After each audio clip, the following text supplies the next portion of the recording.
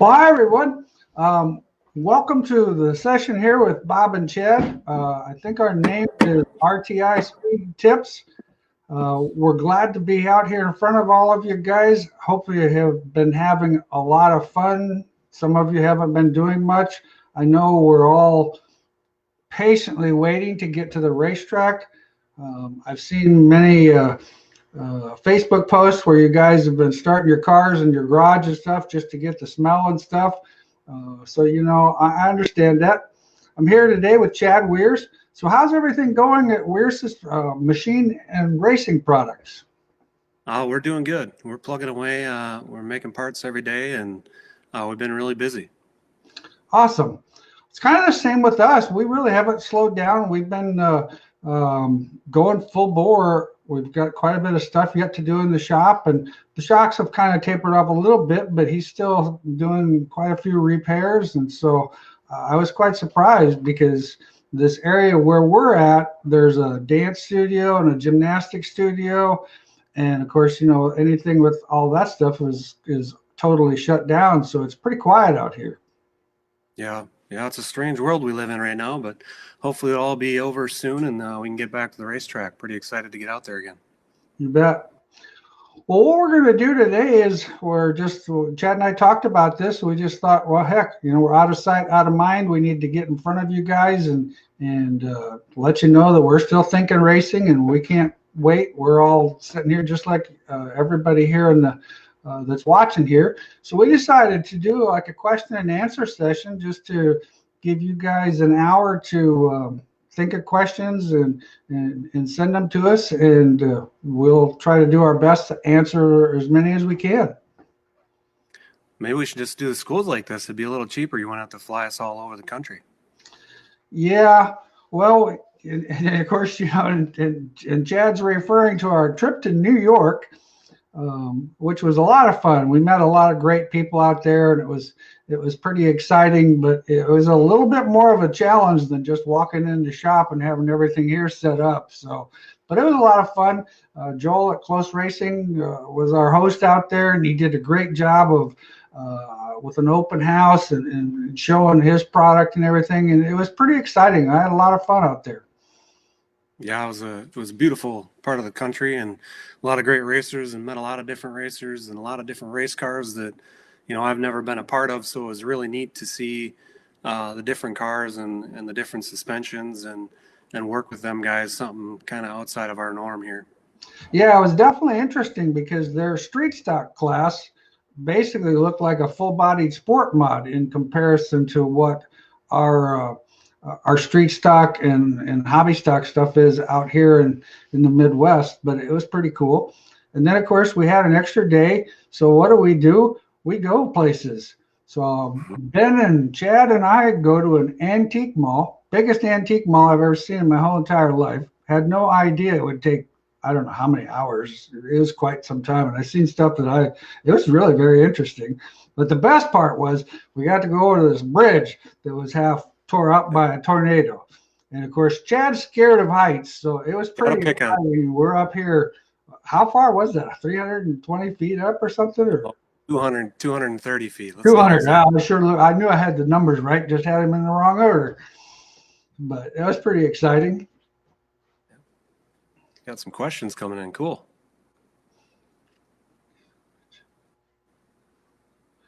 One of the things that you had just actually done a post not too long ago about the clevis mounting to the lower A-frame, new product that you have for the left front chain that we're able to run out here in the Midwest this year with the IMCA cars. Yeah, there's been for the last how many years we've been using limit chains all over the race cars for years, and the trend kind of has been to do it with a shock because the chains weren't legal, and the drill. So they finally realized that buying a $500 shock 5 times is a little bit more money than buying an $80 limit chain, or even cheaper than that. You can do it with a piece of chain. So that clevis post was, on the fabricated lowers, we have a little accessory clamp that you can hook the chain to. And then the stock lower guys were looking for some way to do it. Not everybody has a welder in their shop, and It's a lot easier to drill a hole, and it's a lot cleaner. So that clevis was a nice way to attach a chain to a stock lower control arm by just drilling a hole. Yeah, that deal looked pretty slick. And the thing that, for those people who don't understand that left front chain, and like you said, before we were having to manipulate it with shock absorbers because the chain wasn't allowed. And this was actually going to save the racers quite a bit of money. And with your adjustable chain limiter that mounts on the top, this thing is going to be in 1/4 inch adjustments. And people don't understand sometimes, a 1/4 of an inch can make a big difference. And that was the thing that my concern when they first went with that rule. It sounded like it was going to have to be mounted solid without that adjuster. Well, then you're going to have the chain, the change of the one link of chain could all be too much because that's a pretty sensitive deal with that chain. You can really tune the car in with that deal. And so I'm glad they allow that adjuster that you've got. Yeah, definitely. It's going to save the racer a lot of money, but it's going to cost you some sales not having 4 or 5 left front shocks. But at the end of the day, it's about making the sport better and making it easier for them guys to adjust it. So. Well, and sometimes, it might cost us a few sales there, but then if they can save that money and buy new tires and then they win on our shocks, it's better anyway. So I'm perfectly fine with that. Questions. We have a gentleman that's talking about the 4-link OEM car, like what they have out there in New York or even in the IMCA stuff, stock car. He's talking about the spread across the front weight wise. And what I've always told people, in my opinion, I always like to see with the driver in the car, I always like to see the right front be just a little bit lighter than the left front. Now, some of our modifieds are as much as 100 pounds.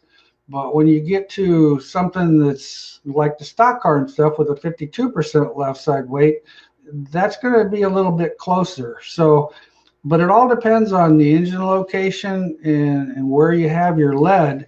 But in my opinion, if you're setting your car up, I would try to get it, set up so that the left front's a little bit heavier. But take those measurements with the driver in the car so you have a true measurement. There was another question that. Right front brake shut off on a Midwest mod. Good idea or no? Well, in my opinion, and I'm going to state the fact that once again, and all these things are from my opinion and from my experiences, if your car's handling right, you do not need a right front shutoff.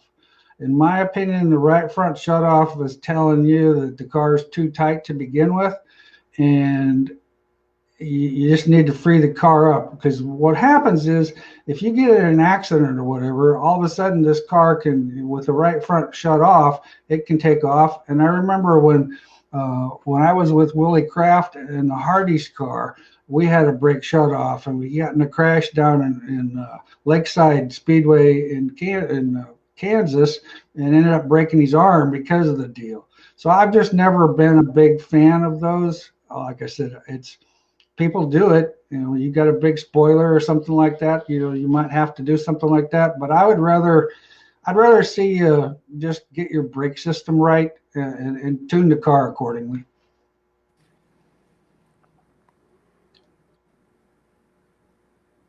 Brandon's got a question here. How much does leaning the left rear spring in or out on the 4-link at the top?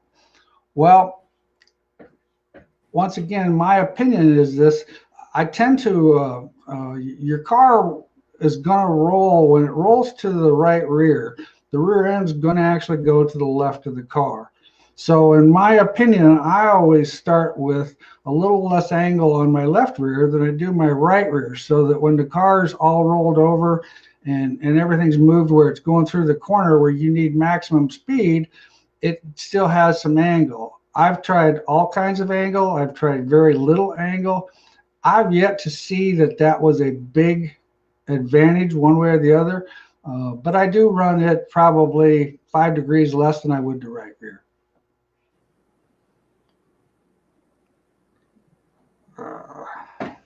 Sport mod question. Soft left rear with preload or stiffer spring and run it off the rod. Yeah, that's another deal where I've seen that be very good in both situations.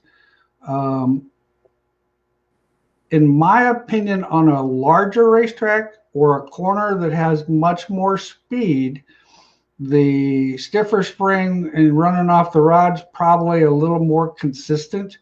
The soft spring can get you a lot of traction up off the corner, but sometimes I'm not sure it goes through the middle as good. Now, if you get on a tight little circle,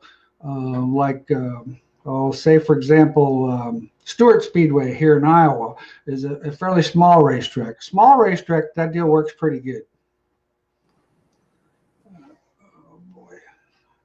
That's a big long one, Bob. Yeah, you might have to read that one, Chad. So, go ahead. Talked about the uppers on the stock cars being as close to the rear end as possible. So on a 4-link metric rear suspension, the upper control arms on the rear end being as close as possible to the rear end. He's saying he's seen a few cars that have built crazy tall brackets on the rear end, and the uppers are almost level or at a downward angle. Any idea of the benefit? I'm sorry, I'm not as knowledgeable probably on some of that metric stuff as I used to be. I'm just going off of what a lot of the cars out here in Iowa that I have seen. They have the uppers are still at an angle, but closer to the rear end. I know, like if we take a 4-link, the regular 4-link car, and we move the torque link closer to the rear end, it gets it actually, you have to go stiffer on spring because it gets so much more leverage. So in my opinion, going higher, I don't see how that would work. I'm not saying that it doesn't, but everything that I have read and I have seen here locally is going closer.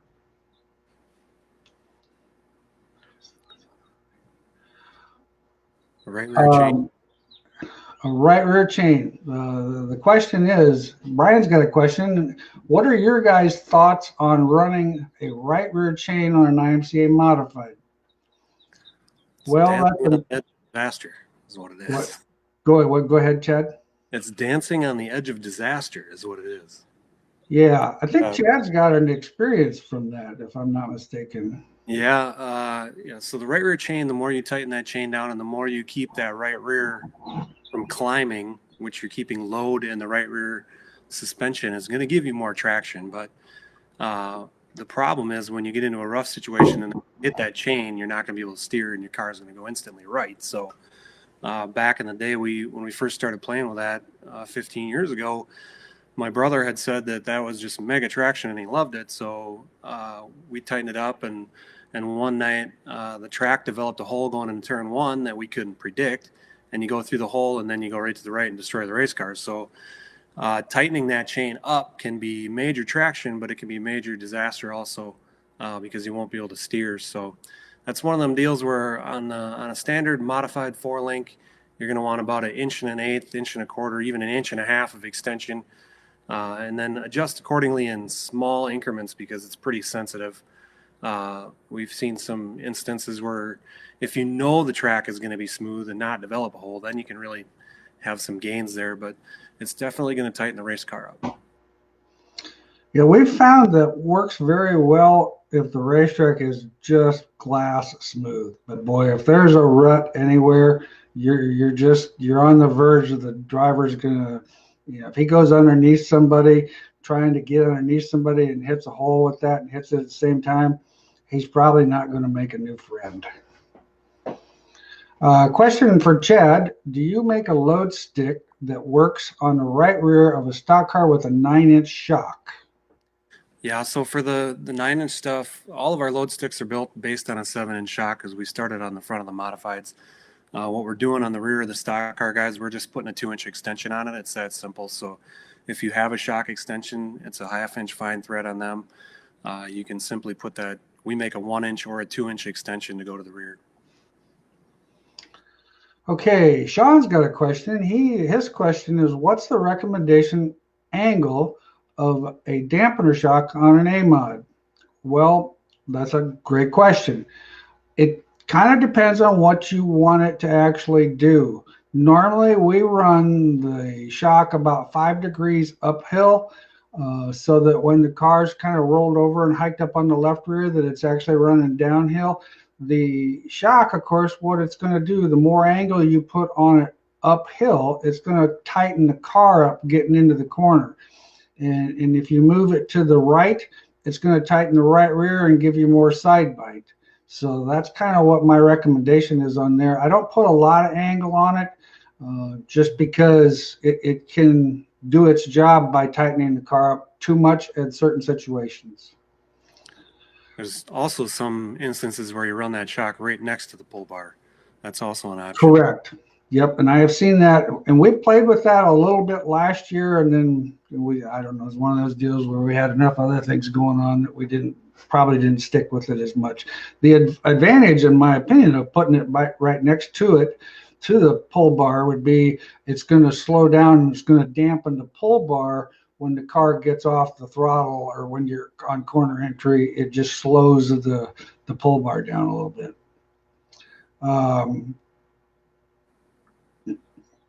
Question: set up classes online for a sport mod and cost, and when will it be online? Our sport mod class is going to be coming up here pretty soon. Price is going to be $299 for the class online. That gives you 1 full year. You can go on and watch it as many times as you want to. It's a pretty nice deal. I would say we're probably about 3 weeks away from getting the sport mod one on. We just got the 4-link one on right now, and we're working on the stock car one, and then the sport mod one will be next. I think that question says it's from Iraq. That's what it says, yeah. If you're in the military, Michael, we appreciate it, and thank you for everything you do to keep us safe, bud. There you go. No doubt about that. What's a good starting point on left front drop if you use a limit chain? Great question. Once again, with that left front limit chain, it kind of depends on what you want it to do. But as a starting point, I would have 1 inch of drop, because that's pretty easy to tune from there. 1 inch of drop, still going to get the car, when you get in the corner, it's still going to get it on the right rear and have decent side bite. But it's going to keep it from getting on there too hard. So I would start with 1 inch of drop, and then you can easily tune it from there. Terry's got a question. Thoughts on zero indexing birdcage on the left rear IMCA modified? Does that mean? Go for it, Chad. So yeah, the trend we've been doing the last year and a half or so, with the whole zero index thing, it's kind of hard to explain here without any cool devices, but basically what moving them bars does is take the bind out of the left rear suspension and doesn't rely so much on bar lock for traction. So when you move the top rod back and the bottom rod forward, when the cage falls, it doesn't cam over as easy. When the cage cams over, it's in bar lock. And when you apply fuel, you're simply relying on that drive angle. It takes the spring out of the equation. So there's multiple theories and multiple ways to do things. But what it does is it puts compliance in the left rear suspension. So there's no doubt the drive angle is traction. There's no doubt that steer is free. There's no doubt the blade in the air is traction. So what the zero index does is allows you to get more drive angle and more blade in the air by letting chain out. What people don't realize, or what one of the most common things that happens, is they let the chain out and they get a little more drive angle, but then they get too much steer. So it's really a balancing act between them three. That left rear suspension is just one of them things that's always a balancing act to get everything right. But it does take the bind out of the suspension, and I would definitely run it. Jim's got a question. Indexing the right rear birdcage back 4 degrees, benefit or no? In my opinion, it would be a benefit, because what you're doing is you're indexing it into the spring, as long as, of course, you have the spring in front of the housing, which most of them are. I think that it works really well because what it does is when the car rolls on the right rear, it's going to index into the spring, which when the car rolls over and the spring comes up with indexing, you create spring stiffness. So in a sense, anytime you actually have something indexed into the direction it's going to go, it's going to shorten the lag time and it'll actually affect the car quicker. So in my opinion, it just speeds the action up. I think it's a pretty good deal. We do it quite a bit. Anything about that, Chad? It's kind of a timing deal, so it depends. I feel you should always be level or into the spring because you don't want to start out of the spring. I don't think, when that cage indexes, you want to be going towards the spring, not starting out, behind center and then going down before you go into the spring. So definitely into the spring, yes. Next question, Lucas has got a question. Thoughts on rear steer on a stock car? Well, my opinion, rear steer on anything has its advantages.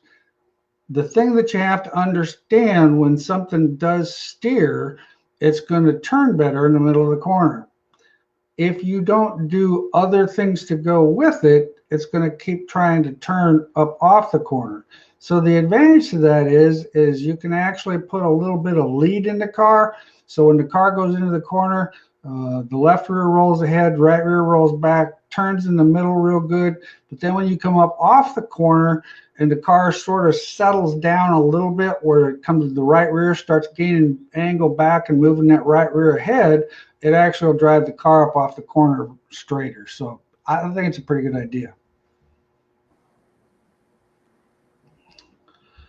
Don't see any questions yet. Let's talk about the load stick, Chad. That's something that we get a lot of questions and a lot of thoughts at in the school. And that's something that I know many people already have it, but I believe it's a good idea. Yeah, I mean, the load sticks the last year and a half that we've been selling those kind of really ramped up quick, and it gives the spring separate suspension where the shock and spring are separate. It gives them the advantage of having essentially a load machine and building a notebook based on that and being able to make accurate spring changes at the racetrack. Back in the day, when I was a crew chief, you had to measure the car, rock the car, and do it took sometimes a half hour to change the spring, where now you can just take the spring out, put the spring in, go to your center to center that your scaled number is, wind it up till your load number's there, and you're good to go. You go right back on the racetrack. So it's really a handy tool when you can't use a load machine on the spring separate suspension. So guys are really building a notebook, really focusing on the down numbers, not just your ride height scaled number, but also your compressed number, which is where, when you're making a spring change, a drastic one, it's more important to know that down number, the total number. That's what most guys go off of, is the total load number. So being able to take that stick and pull that right front suspension up and get that down number, if you're going to go from a 600-pound spring to a 300, that's really the only accurate way to do it, is to use the stick and do it at the down number, simply because of the coil bind rate of the spring. So definitely one of the cool tools of the last year and a half. We have one, our standard one, and then we got our new fancy one that has the length on it, and you can zero the load and the length. And so that deal's really come a long ways. We get so much good feedback from racers, and the Ultra Force side has really opened up a whole can of worms for us.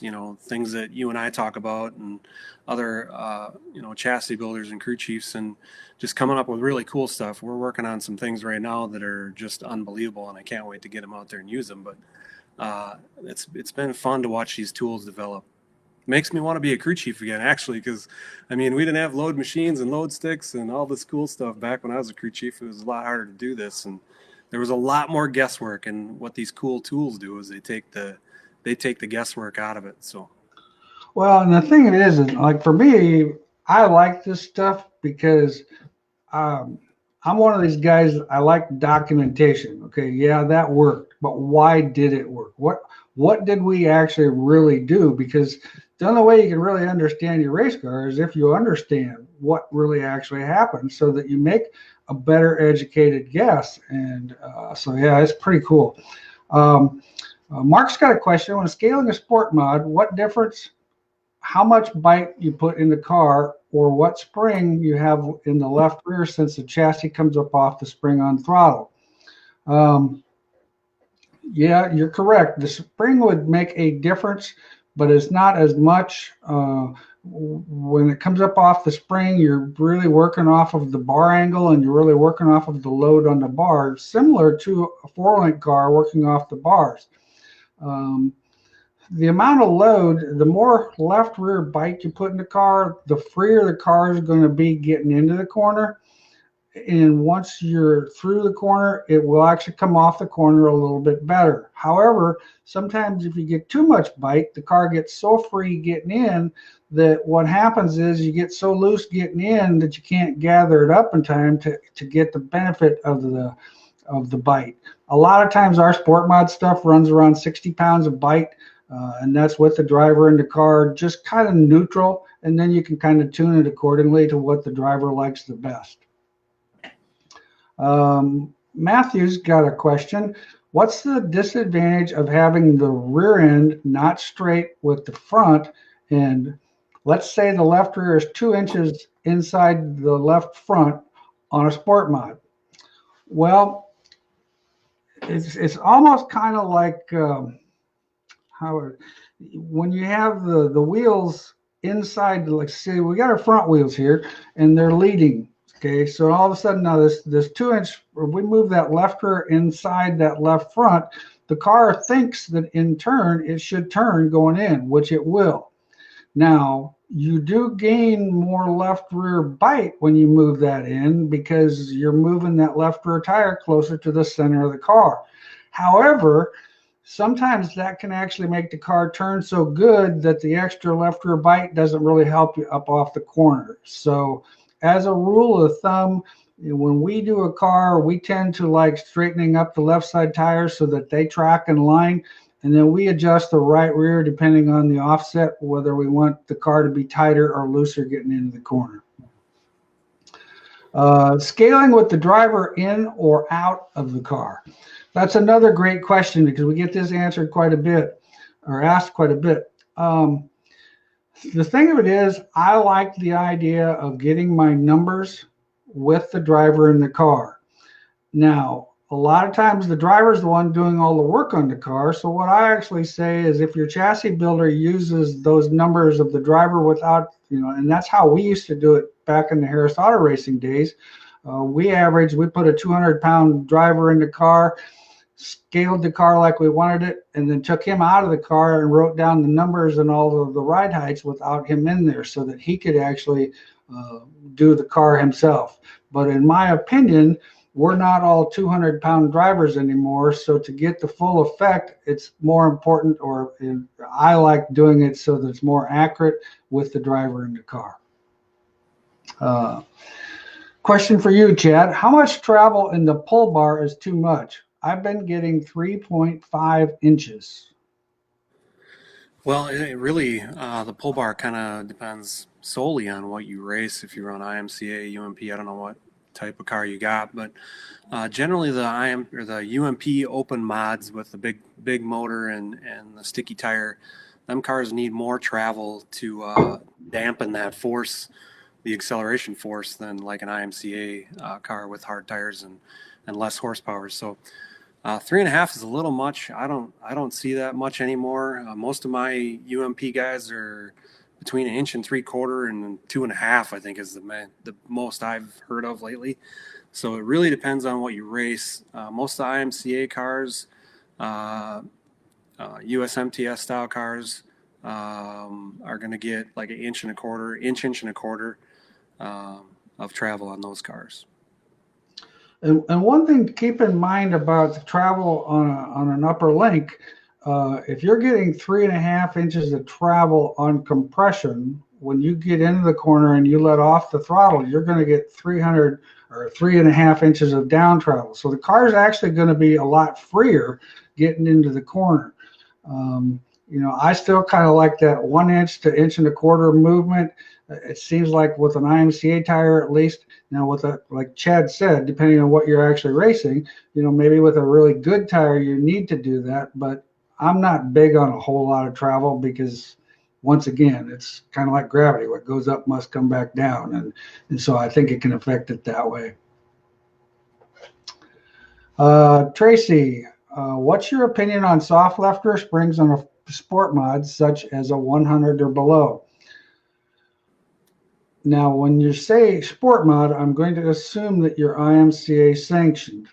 If it's an IMCA sanctioned car, you're limited to a 13-inch spring. The advantage of the lighter weight spring is where you can preload the spring, like on a 4-link, or if you could use a 16-inch spring where we could put some preload in it, I could see where there would be a benefit in certain situations to that. Sometimes, though, without being able, the 100-pound spring that's only 13 inches tall, the car's going to come off the spring at some point anyway, and you're going to be on the bar. And the thing with that is when you get off the throttle with that soft left rear spring, it could actually fall a little bit more and actually free the car up getting in. So it's kind of a driver preference. Our standard equipment still a 175 13-inch left rear spring, something that's pretty consistent. Nathan's got a question. How much rear percentage will these new setups? Thanks for the New York class. It was great. I appreciate you guys out in New York. It was a big class. It was a lot of fun. I had a great time out there. It was really a lot of fun to be able to get to a new part of the country and see a lot of the customers that we had out there. And it was pretty exciting. But anyway, the question with the new setups, rear percentage. Well, rear percentage depends a lot on the spoiler that you have. I'm not real big on rear percentage. I'm pretty good on this neutral balanced car. Now, if you're in a situation where there's some racetracks where it's a tight, slick off the corner, longer straightaway, maybe a little more rear percentage would be pretty good. Our standard thing is we start with around 55.5 to 56 rear with a 5-inch spoiler on the sport mods. The modifieds, there's enough traction now built into these new setups that we're in that 54 range. What it does is it makes a better balanced car. When you start getting a lot of rear percentage, the car is kind of indicative of what it can do depending on how you enter the corner. So not really thinking too much of that. Question for Chad. Sean wants to know, what kind of milling machines do you have? All Haas CNC made in America, bud. Oh yeah, we even got to go to a made in America, and I forgot about our knives in our other trip too. Yeah, out in New York. Well, we'll have to save that for another time because our New York trip was pretty exciting. I'm pretty big on made in America, being an American manufacturer. So, Vince has got a question. Now, when you change springs with the load stick, you always put the number back to the pull down or the ride height load, 550 to 500, say. Yeah, when you change a spring with the load stick, let's say your load stick or your load number is 1250 at 3 inches. That's the number you're going to want when you change that spring. If you go up or down, that actual load at that 3-inch mark or 4-inch mark or whatever mark you have, basically I load the thing until it basically bottoms out on the A-frame and back it off a little bit so that there's about 60 thousandths of clearance in there. And what we've actually done here at the shop, we've got just a piece of aluminum that's 40 thousandths thick that we just cut and we stick in that back lower A-frame. But in answer to your question, yes, you always want to change the spring to that actual load. One of the most important things about that load stick is to stay in your own notebook. Bob just dropped a number, 1250 or whatever you just said there, but we get a lot of crossover like, oh, this guy's got 1,300 pounds and this guy's got 1,200 pounds. You got to compare apples to apples. I mean, if you got a lethal car, you got to compare to a lethal car, not compare a lethal to a Shaw. You got to, them shock mounts, if they're off by 1/4 of an inch or a 1/2 inch, your numbers ain't going to correlate. So it's really important when you start using that notebook to build your own notebook and stay in your notebook or your chassis brand's notebook. Yeah, your chassis manufacturer now, all the major chassis manufacturers are using this, and they have an actual number that they tell you to go off of, and then that's your starting point. And then, like Chad just said, then build your own notebook. I mean, it's we get all kinds of calls that people come and they call and they ask what they should have for load in the right front. And honestly, we really don't know. Chassis builders don't tell us that kind of information because they know we talk to too many people. So we don't have that data. So. Justin has a question and wants to know, how exactly does a left rear bite free you up getting in? Well, anytime you take weight off of one tire and put it on another, it's going to change how that tire affects the car. Say, for example, you've got your car and you have 0 bite. So if the car is equally as heavy on the right rear as it is on the left rear, that car is going to be tighter getting into the corner because your both tires are loaded equally. Now we change that and we have 100 pounds of left rear bite. Now all of a sudden that left rear tire is going to have more load on it than the right rear tire. So we're actually taking side bite out of the car, which is going to tend to free the car up getting in because that right rear tire now doesn't have the same load on it that it did before. Mark wants to know my thoughts on our thoughts on a pull bar length and angle on a sport mod. Well, we've tried all kinds of different numbers and that type of thing. On the average, I still like something that's in the neighborhood of 28 to 30 inches long. I think that works pretty well. Basically, that's twice the length of your almost twice the length of your lower control arms. So I think that's pretty decent. With that, you can run a little more angle. I still don't like more than 15 degrees angle. And you're going to pick up, all of you who have watching this, I'm pretty, what's the word here? I like the car to be very balanced. I don't like things. Yeah, very neutral. I want a very neutral car because it's going to be a lot easier to tune, and it's going to be a lot easier for your driver to drive, and he's going to be more comfortable. When he's more comfortable, he can do a better job. Soft right front spring on a Northern Sport mod, say like a 450. I've not actually played with anything quite that soft. We've been down to like 500s. I know there's some guys that are running that. What that does is it gets the car in and gets it through the corner a little better. And once again, this is back to that load number. Now that we can actually have a load number on that spring, we can actually put a 450 in it, put some preload in it to the point where it helps the car get in, rolls the middle a little bit better. Just kind of depends. The old school of thought, which I still somewhat think on a two-link type car, that the right front still has a little bit to do with loading the left rear. But once again, now that we can know more what we're doing and we can preload that spring, it has a different effect then. So I'm not saying it works or doesn't work, but I know some guys are running it.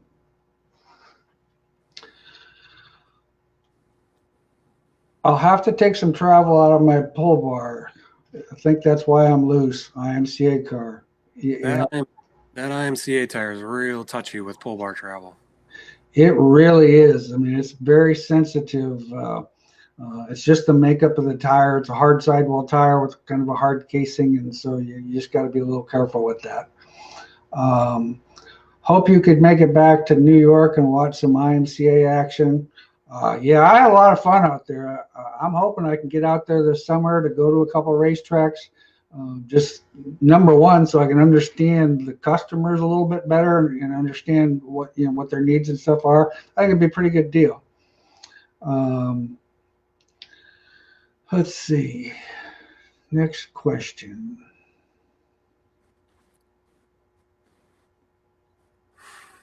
Yeah.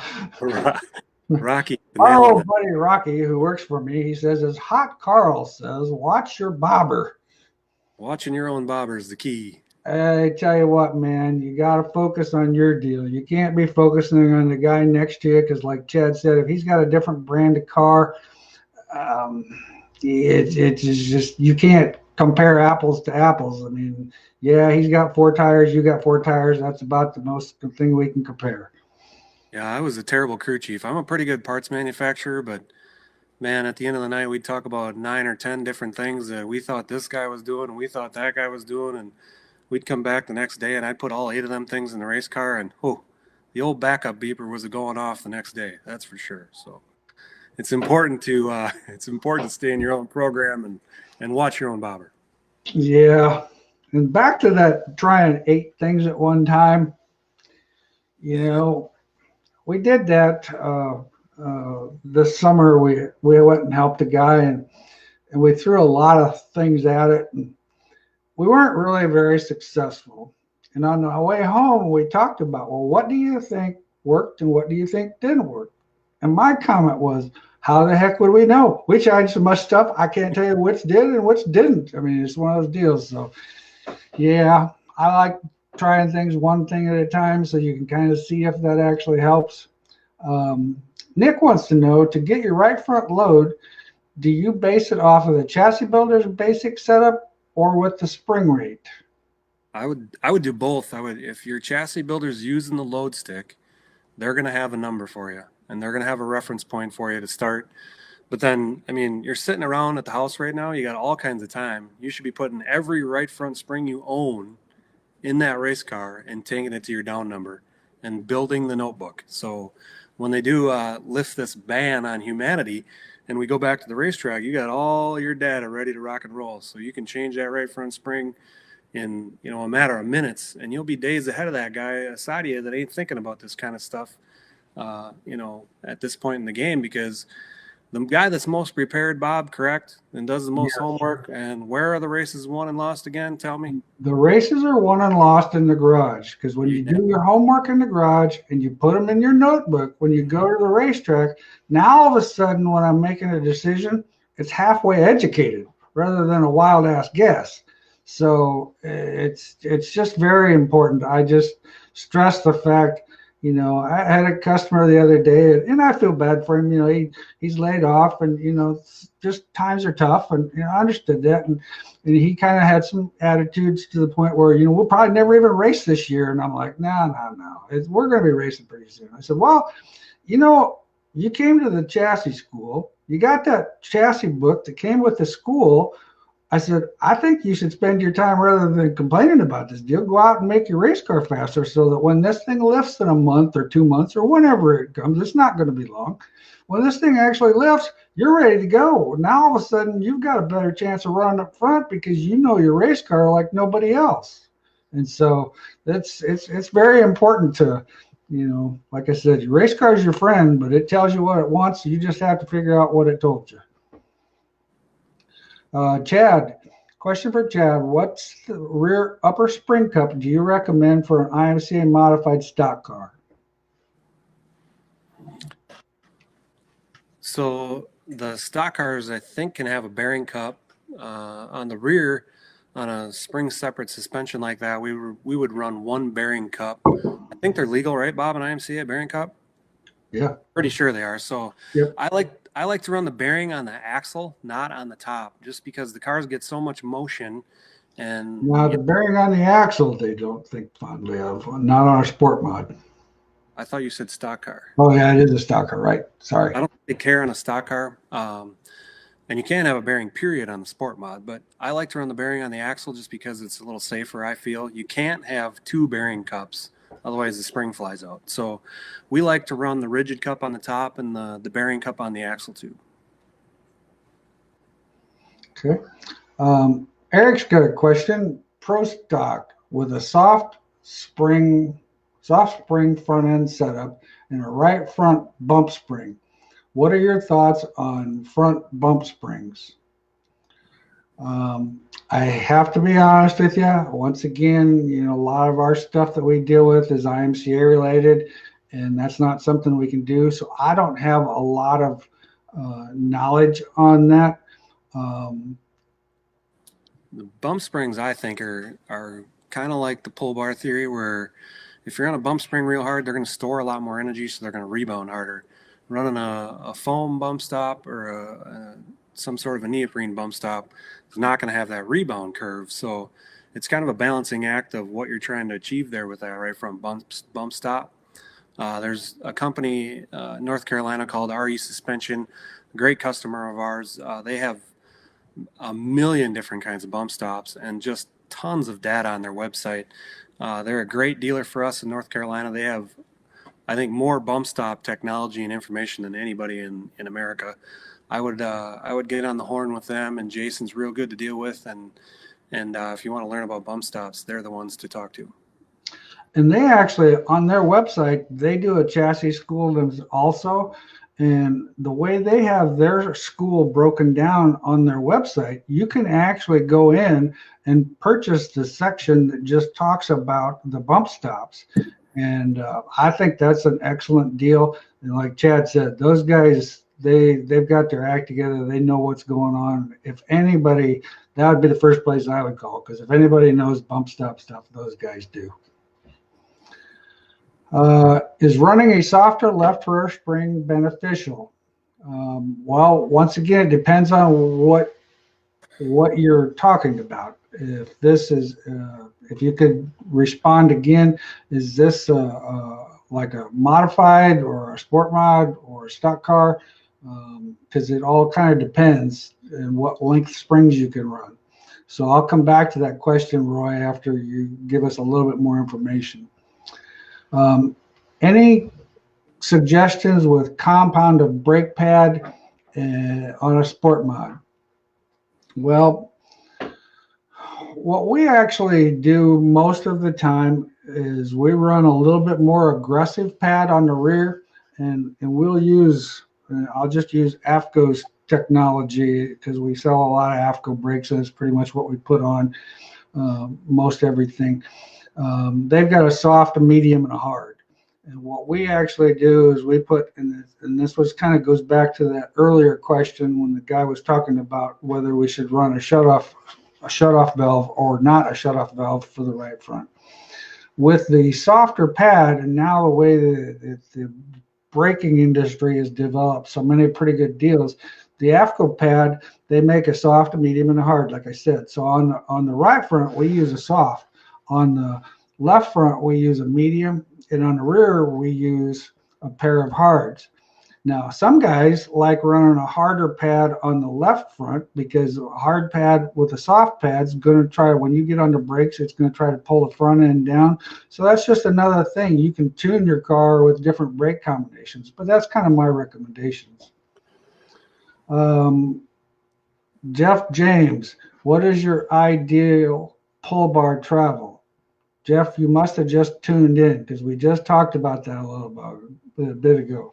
Ideal pull bar travel, once again, in my opinion, an inch and a quarter, I think is a pretty magic number. And I know you run an IMCA car, so with an IMCA car, I believe an inch and a quarter would be pretty good.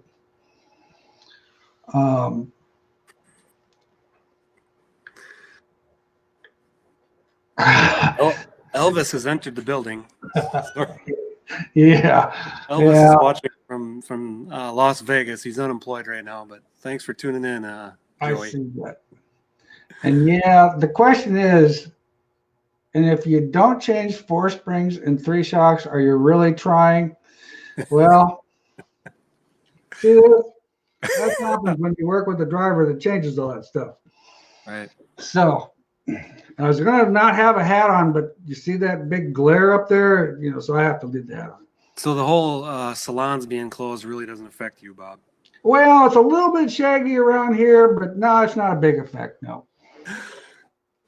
Now, Bobby decided to get a haircut, and I think his haircut person might have been related.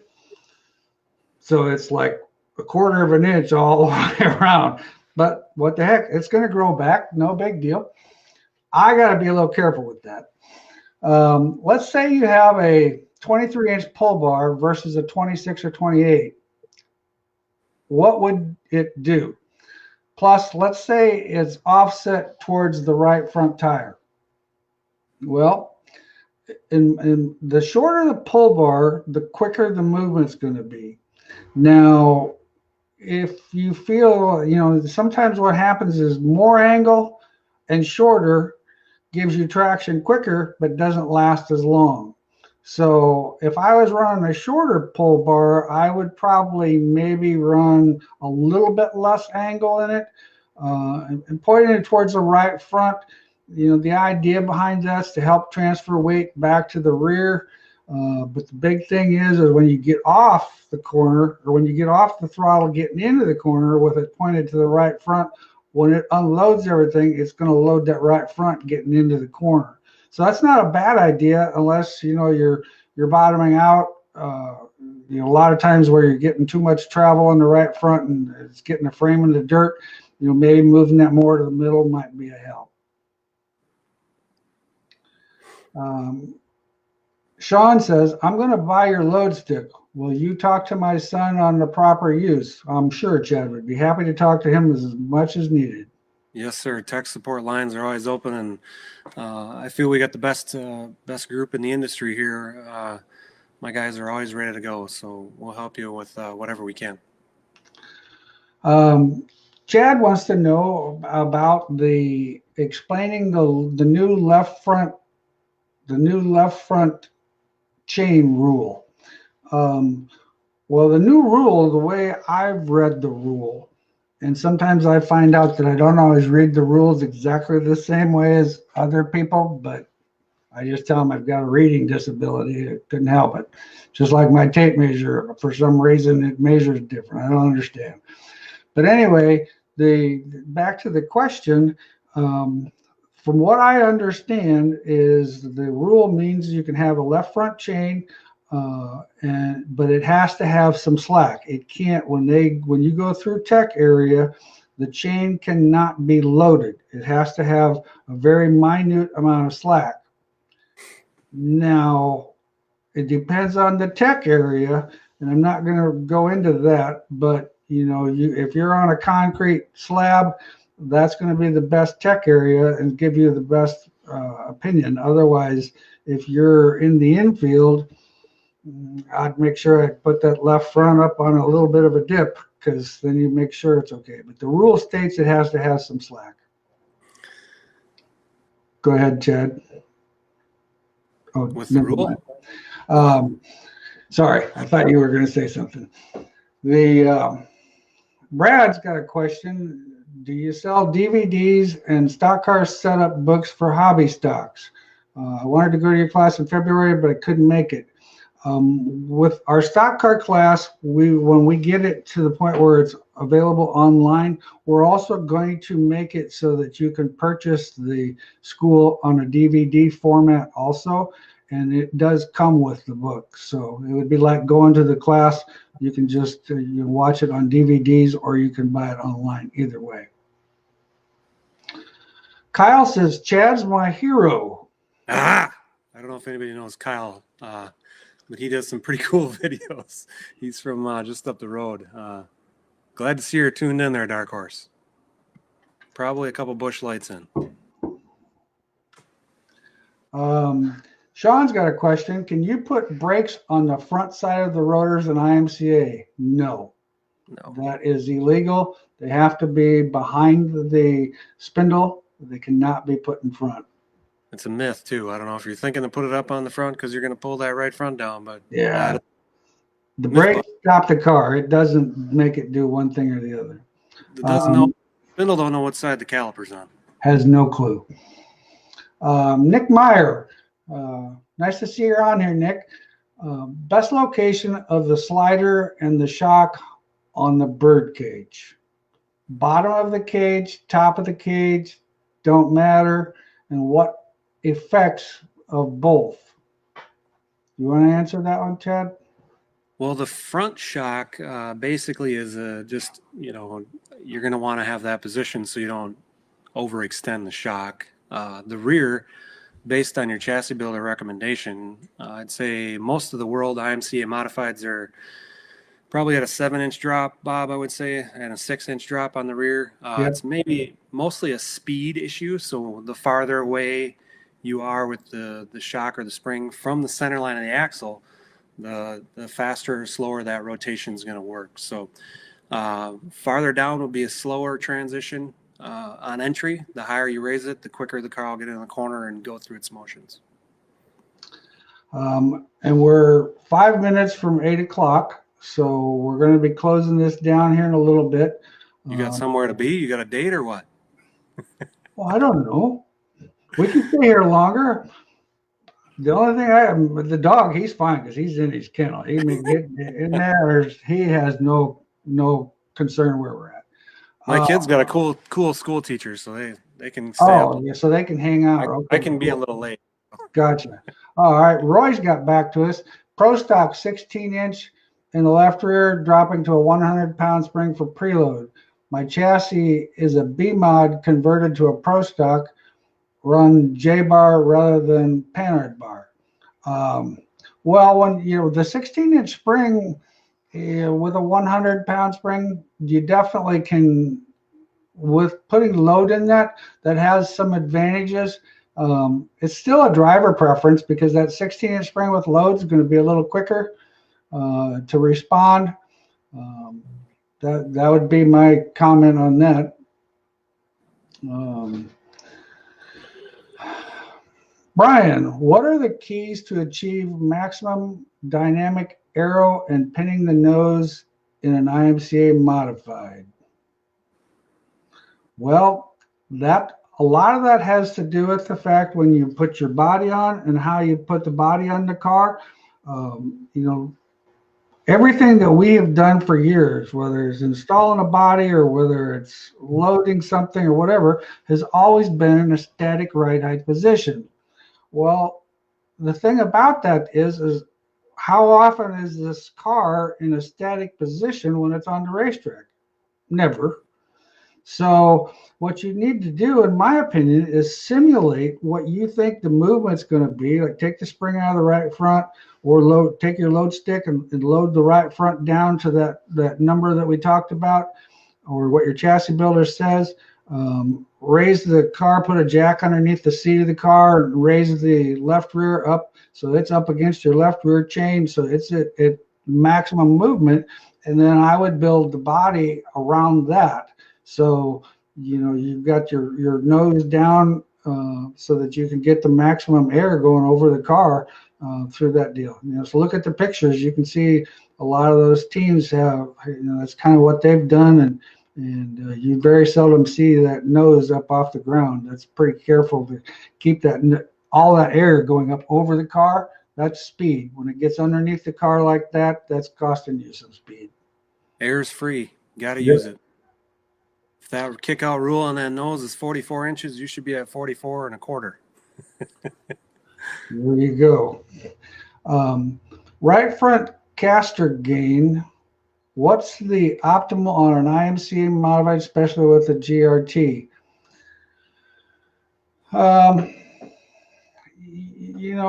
Caster gain is something that you try to minimize as much as you can. However, it depends on, it's a certain amount that's built into the actual car itself. But if you decide to change the brackets, you can raise and lower the rear brackets and adjust how much that actually does change. But the amount of camber gain and caster gain both are important. To give you an actual number, I couldn't really actually tell you. What we try to do is get the right front to have as minimal amount of caster gain as it can. We might start with more static, but just as soon keep it from moving around a lot so that the car is a little more stable through the middle of the corner. Do you like a 108-inch wheelbase car or longer? To be honest with you, if your car's balanced and you've got a good program with your race car, whatever the rule is. If the rule is 108, I probably would try to be close to that 108. Longer wheelbase cars tend to drive a little smoother, but once again, in my opinion, that's still all about balance. Is there a lot of things to change if I try the zero indexing bird cage? That's a question for Chad. I would start by just moving the bars. There's multiple theories. There's some guys that do just the top bar, some guys do just the bottom bar. What's the best? A balanced race car, just like Bob said. There's no magic to any one particular change. It's about the balance. So many guys think they can just put the zero index on and they're going to be kissing the trophy queen, and that is not the case. You're going to have to change things to rebalance your car because it's going to make so much more left rear grip. So we just talked a little bit ago about left rear wedge freeing the car up. So generally, I would say the zero index is going to make traction in the left rear, so it's going to free you up on entry and tighten it up off. So I would start with your standard baseline and move the bars and go out there and experience that change and then adjust accordingly. Chad's got a question. Does a rear spoiler have a different effect on certain chassis manufacturers? No. Air is air. All depends on the body rules. It has nothing to do with the chassis manufacturer. One chassis manufacturer versus another. That's more of an aerodynamic thing, and it's more of an air thing. So all the chassis would be equal if you're talking about air, but it depends. Some chassis builders do a little nicer job putting their bodies on. They have a little different theory there, but no difference. What can you do to lower the rear percentage on an IMCA modified? Well, that's kind of where you move the fuel cell, move the fuel cell ahead, put the battery up in the middle of the car. Try to move some of that stuff forward and run a little less fuel. Like when qualifying, if you've got a 30-gallon tank and say you're running IMCA, I don't think 30 gallons would be way too much. I would highly recommend going with a little bit less fuel in it, or going to a smaller fuel cell. Like with our sport mods with the 5-inch blade, those cars, we put 12, 16-gallon fuel cells in them, but they're on gas. Alcohol, you're going to probably want to have a 22 or 26-gallon cell. Does lowering J-bar center of gravity on a two-link give you more forward bite?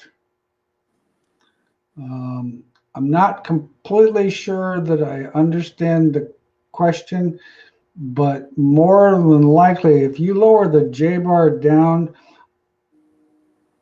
angle is going to actually have more of an effect, I think, on forward bite and with a sport mod, with the rear end and your panhard bar being behind the rear end, I truly believe that it doesn't have as much effect on forward bite.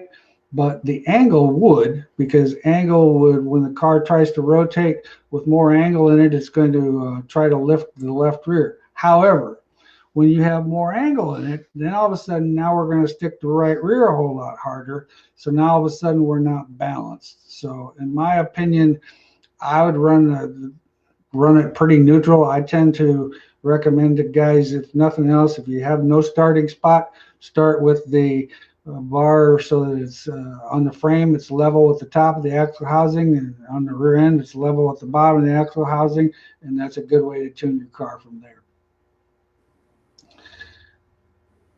Matt Gilbertson, my old buddy Matt. It's always nice to have somebody. Yeah, you know how old I'm getting. I actually used to work with him too, so there you go. DJ, what's the best location for the pull bar on the rear end?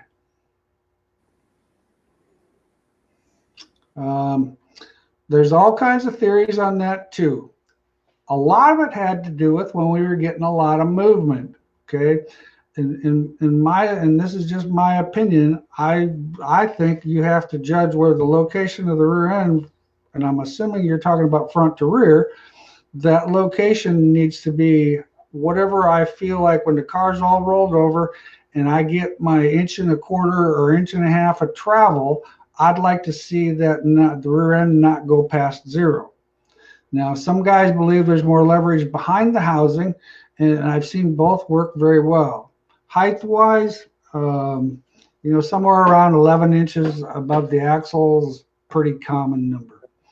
In the center, I tend to like things, once again, I like a neutral race car. So if I got a 60-inch centered rear end, I like to see my pull bar centered, because then it's going to affect both tires the same.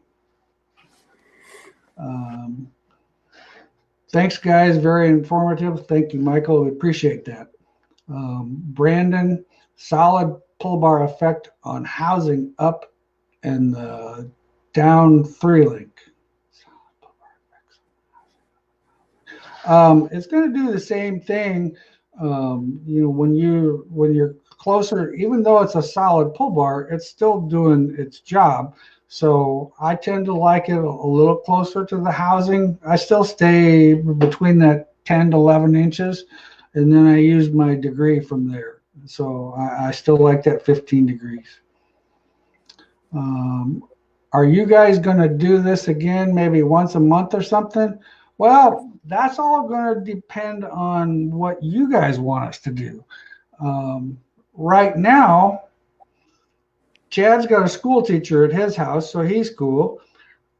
Rusty, the dog, he doesn't really care if we're at the shop or if we're at home, so I really don't care. And as you can tell, there's not a whole lot going on in the world today. So if we could be here talking to you guys, heck, I'm all good with that. So I'm going to let you guys decide that. We'll go off of the opinions and the interest that we get, and we'll make that decision. What's your opinion, Chad? I'll do whatever you want, man. I think this is kind of cool. It's just it's a different approach. People are doing podcasts and all this live stuff, and whatever we can do to help the racers, man, I'm all about it. So. Well, that's what we would be doing if we were at the racetrack. So since we can't be the racetrack, we're still going to try to hang out. Okay, Mitch wants to know the pinion angle. Should he run on a slick track on a stock car? Well, pinion angle, in my opinion, is not something that you're going to want to change for a track condition. You're going to probably want to, and I always like to have everything somewhere in that 7-degree pinion angle, just so that way when, the thing that people don't understand, like a stock car or a sport mod or anything with a solid upper link, when it rear steers, you're still getting a lot of pull bar movement. Even though it might be solid, you're still getting quite a bit of movement. So in my opinion, 7 degrees is pretty good. Hi, Greg. Great question here from my good buddy, Greg Castley. What about a clamped up left rear? Asking for a friend. Well, if you want traction, that's definitely going to help you traction. You just might have to work on a few other things to tune it accordingly. It's one of those deals where you want to set up for the end of the race by far, because it's definitely going to give you traction. We played a lot with running the spring separate from the shock, like on a slider, and then putting the shock on a clamped up bracket, and I thought that worked real well. It wasn't quite as violent, but once again, I've seen that work. Cars, you're gonna want to be careful getting into the corner, because once again, when it loads the left rear a lot, it's going to unload on the other end. So driver wise, you're just going to have to be careful, and it's a driver preference. Some guys like that type of thing. I've seen it work very well. I know a guy who won the Super Nationals a few years ago, and we put that on the car, and like my comment to him was, this is 40 laps. I said, this thing's going to be tighter than heck the first 30, so you're going to have to maintain, hang on, but when the racetrack finally goes away, that last 10 laps, it's going to come to you, and it did. He took the lead on lap 38. Mark wants to know, Chad, have you checked the hat brim with Hot Carl's brim gauge? Well, I'm probably closer to RT, but Bob's probably closer to Hot Carl's brim gauge. So yeah, sporting the old American Wyatt bicycle hat tonight. Awesome. Brian wants to know your feelings on a short shaft right front under ride height to pin the right front on an IMCA car. There's definite advantages if the racetrack's smooth. If the racetrack is not smooth, it can be a handful. I've seen guys really preload it. I don't go off of that factor. We've probably on a norm preload it maybe a half an inch, or even just preload it so it's at ride height. That way, then when you put rounds in your spring, you can actually preload against the shock, and it keeps the preload in the car itself.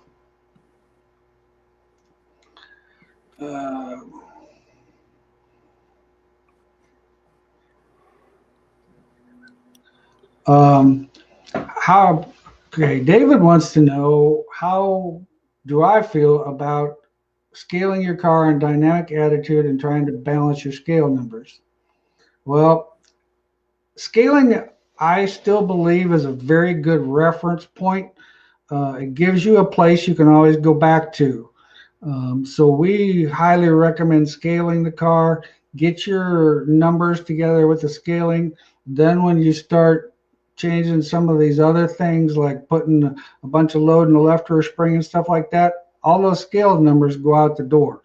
However, when you come back in, you can change springs and you can put things back to see if something changed. So I still believe in using, scales, but your numbers, if you focus on what happens to the car after the fact in a static situation, yeah, you're going to shake your head, because some of the stuff I would never have believed in the past.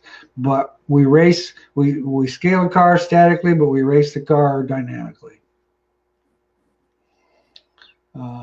Let's see. Next question. How do we go racing instead? That actually is not up to me. If it was up to me, we'd been racing a month and a half ago.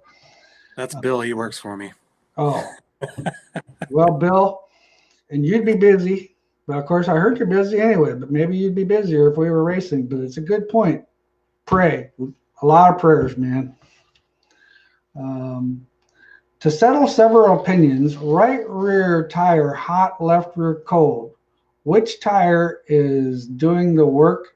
Thanks for the answer. This is just my opinion, but you create heat by slippage. So in my opinion, if the right rear tire is hot, you're sliding that tire, because that's what's creating, you're spinning that tire, and that's creating more heat. So once again, if the old adage used to be, we feed the heat, but that means that tire, if we're feeding the heat, that means if that tire is hot, we need to make it work better. Question for Chad about updating his new piece sport mod bird cage with a rotating shock mount, maybe. Well, I assume you're talking about our new IMCA one. They made us do some work to our IMCA stuff. They don't like bolts. They don't like adjustability. They think that we have all them holes in there for advantage, and they wanted no welding, or no bolts. They wanted it all welded. So even as much as the swivel, I think you're referring to the swivel that goes in the shock mount. We just wanted to make a piece that made the IMCA happy, and so they wouldn't have to keep harassing the people about welding their parts on, which is difficult. So the swivel, really the way we built that new one with the shock mount on there, when it goes through the motion, it's lined up with the shock, so there's not a binding issue. We've had them, Bob's had them on McBurney's car last year, is the first ones I think we put them on. We haven't had any problems with them binding. On the A-mod stuff, we're running them swivels tight 90% of the time anyway now. Once you get the swivel lined up through the motion and you're on jack stands and you run the suspension through the motions, we'd rather have them swivels tight anyway. Dan wants to know the opinion of a 20-inch left rear spring. If you can run a 20-inch left rear spring, I think it's okay. I still am not as big of a fan of that real long spring, because you kind of can get some spring bow. And once you get spring bow, what happens when you get a light spring and a long spring, it's going to bow. And when it starts bowing, now all of a sudden your spring rate's not consistent through its whole travel. So myself, I'm not a huge fan of it. I've seen it work well in situations, but I also see the springs go away pretty good too, because of, like I said, you can see the bow definitely has an effect. Joe wants to know my opinion on left side percentage. Well, left side percentage has some advantages and disadvantages. The low left side weight, the car is going to get into the corner better and get more side bite, but it's not going to probably have as much forward bite off the corner. Higher left side weight is going to get in the corner, but the car is going to be a little bit freer getting in. And the driver's got to rely on the fact that this car is going to be a little free getting in, and I've got to get back on the throttle to pull it up underneath me. Because when your driver has the faith in the throttle, it's going to pull you back together. That's going to get you up off the corner better, and you're going to have more bite coming off the corner. As a rule of thumb, we're in that 54 to 55 range. We used to be strong in that 54 range, but we've kind of played and we've upped our left side percentage a little bit more, just because with some of the new things that we're doing, we can actually run more left side weight and rely that the car's still going to stick.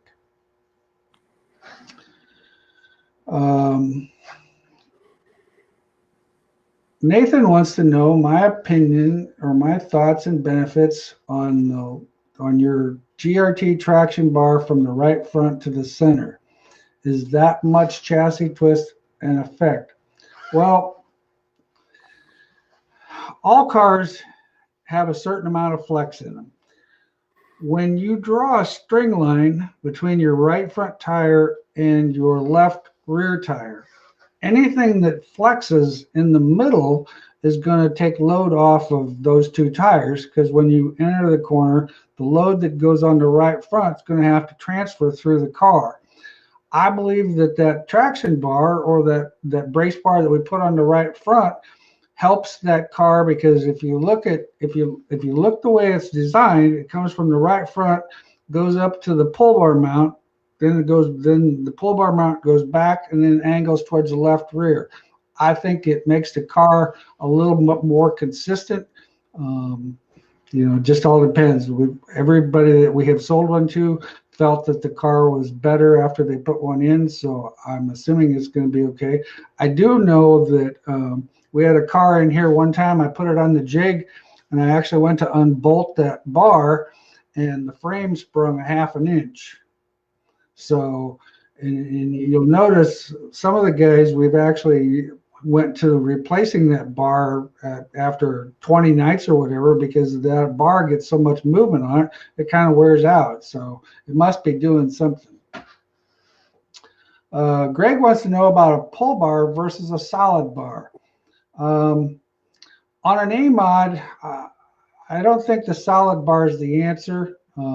Anytime you get a solid traction, it's going to give you solid traction. The problem is, I think that with the traction and some of the things that we have in the cars today and the motor combinations, there's got to be a little bit of give in there to help initiate the traction a little bit better. If we take horsepower out of the cars, like say the Sport Mod, who's got 100 horsepower less than what the A-mods have, they can get by with a little bit better, but they also have a 5-inch blade, where you IMCA cars have a 2-inch blade, and that's a big difference. So in my opinion, with an IMCA car with a 2-inch spoiler, we need a little bit of give in the upper link.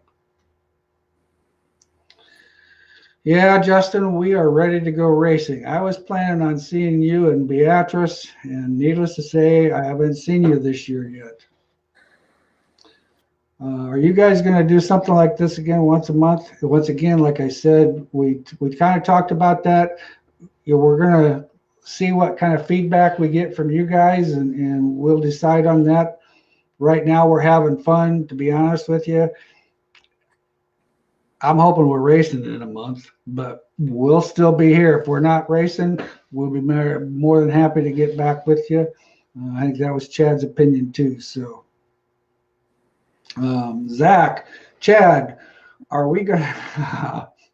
That's another employee. I think this deal's over. My employees are starting to chime in. So, of course, Zach, we're probably going to take a Redneck Express to the Bob Harris Clash. It's one of our favorite races, right? We can't wait to get there. We're looking forward to getting to Deer Creek Speedway. I can't wait, man. I'll guarantee you we're going to be there somehow this year. I don't know how we're going to do it, but this thing's got to be over by August 1st. I mean, that's just my rule, man. That's just how it's going to have to be. All right, guys. Well, we've had a great time with you all tonight. I appreciate everybody chiming in here. Chad, thanks again for doing this. I thought it was a great idea, and I'm glad we did it. Yeah, this went pretty smooth. I was a little skeptical about a video thing, and we might as well join the trend of what's going on in America. So I'm all about it, man. If you want to do it again, you just let me know and keep me in the loop, and we're happy to help any way we can. Okay, sounds good. Well, we're going to sign off. Thanks again for watching. All of you keep your prayers so that maybe everybody can get healthy and everybody can get going and we can get to the racetrack as soon as we can, because that's what it's all about, man. Thank you. Thanks, everybody.